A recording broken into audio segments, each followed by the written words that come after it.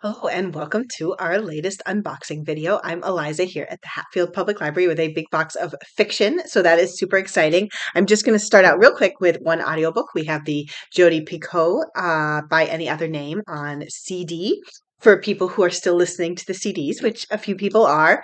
Let's see. We have House of Glass by Sarah Pekkanen, which is sort of like a domestic thriller. On the outside, they were the golden family with the perfect life. Oh, and on the inside, they built the perfect lie. So that's like a classic setup now. The perfect family with a secret.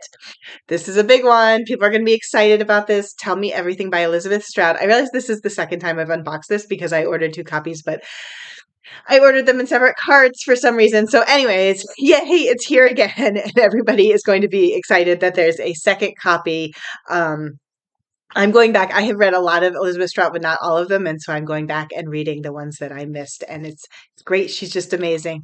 Agnes Sharp and the Trip of a Lifetime by Leonie Swann. So this is a sequel to it doesn't tell me what the first. Oh, The Sunset Years of Agnes Sharp. And this has actually been recommended by me for a couple of people, and people requested the sequel, which is always a really good sign if someone's like knocking on the door asking for the sequel. That's a good sign that if you haven't read the first one, it's like a good time to go back. Speaking of sequels, we have What the Sexton's Spade Doth Rust by Alan Bradley. This is in the Flavia de Luce series. Super popular, a little bit cozy adjacent, sort of quirky mystery series. They all have these like very small paperbacks, and it's been a little while since the last one was published, but I think it's people are still going to want it. They're just going to want to jump right back in. Let's see. Once More from the Top by Emily Layden. So you can sort of see behind the words, there's like a woman with sunglasses lying on her back. A propulsive layered novel about the meteoric rise of a legendary pop star and the secret. There's always a secret that she's kept hidden for 15 years. So her public narrative. Oh, it sounds like her best friend vanished when they were kids. Things Don't Break on Their Own by Sarah Esther Collins. Great title. The cover's not giving us very much, but I already have this one on my list. I've heard really good things about it. So 25 years ago, young girl left home to walk to school. And her sister followed her, but one of them disappeared. And then it's about the adult sister. And then she gets invited to a dinner party, which I don't know. I don't even really understand what happens, but it sounds really intriguing.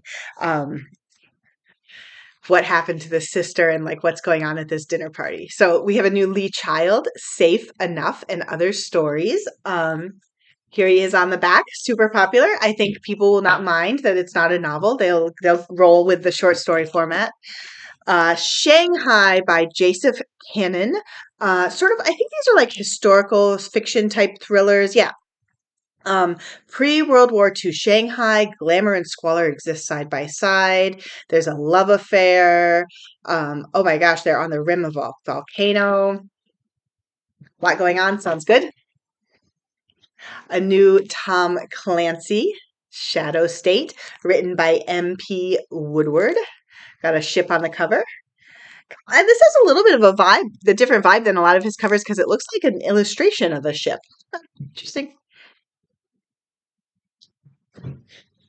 Another guy who's not still around but still writing books, we have Robert B. Parker's Buzzkill, and this one is written by Alison Gaylin.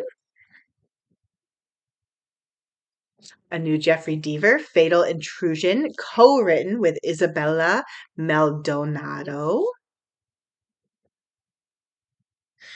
Rufi Thorpe, Margo's Got Money Troubles. So this is supposed to be funny. Yay. I always love funny books. And it's about a young woman's attempt to navigate adulthood, new motherhood, and her meager bank account. So much sympathy. I definitely want to try that one. Again, love a funny book. Guiding Me Home, a Highway 59 novel. This is by Attica Locke. We read one of the first book in this series actually for book club, and it was really good. Can't remember what it was called. Um, oh, Bluebird, and then the second one was called uh, Heaven My Home. They're detective novels set in Texas, and they're just like very, I don't know, I found it like very emotionally powerful to read about. This is about a missing Black college student from an all-white sorority, and it sounds like the townspeople are keeping secrets.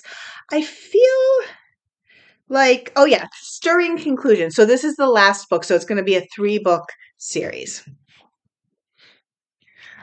Of course, we have a new James Patterson, Lies He Told Me, co-written with David Ellis. It says she's in love with a liar.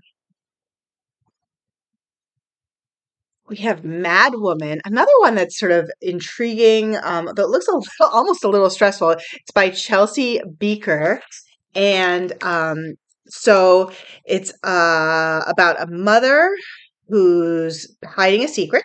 Check the box. But she has the life of her dreams. She has a lot of buried anxiety, and then she receives a letter from a woman's prison in California. So I bet that's going to dredge up her past. 2 more. We have We Solve Murders by Richard Osman. Is this the second one also? This might also be a second copy. I'm getting a little deja vu here, but that's fine. We can introduce it a second time. A lot of people, including me, including a lot of the staff, tons of our patrons loving the Thursday Murder Club. So this is a new series by him. Definitely going to need a second copy. And last of all, we have Talking to Strangers by Fiona Barton. Very evocative white on black cover. And this is Detective Inspector Ellis King investigating a woman's murder. And a reporter is trying to beat her to the punch. Oh my gosh. So that's it. That's my box. We will get all of these on the shelf this week and be back with more. Bye.